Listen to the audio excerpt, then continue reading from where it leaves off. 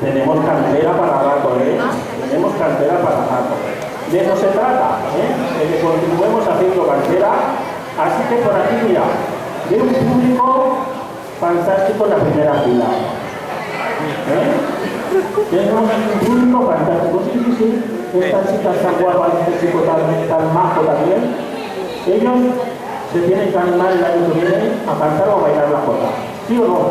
¿Os vais a animar? ¿No lo sabemos? Pues venga, os lo pensáis. De aquí al final del festival os lo pensáis, que luego lo preguntaré.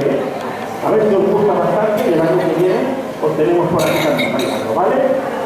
Bueno, para que os animéis, vais a bailar a los más pequeñitos, a los que han cantado antes, un paso doble jota, que coreografió nuestra amiga Susana Raya y que, bueno, no había decidido traer al escenario para nuestros bailadores más jovencitos que serán ayudados y auxiliados por sus compañeros los infantiles. Así que muchos aplausos para ellos en este paso doble de El Guitarrico.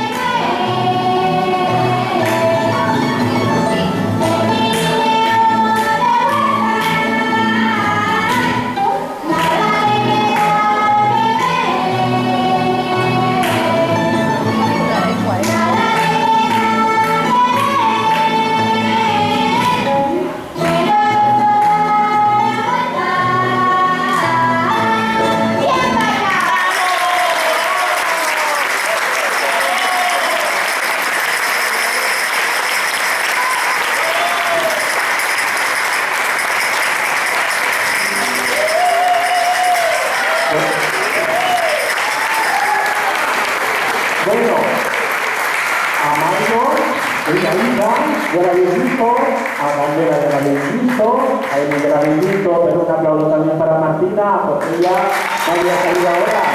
Y hoy tiene, ¿verdad? ¿Verdad que es estupendo? Chicos.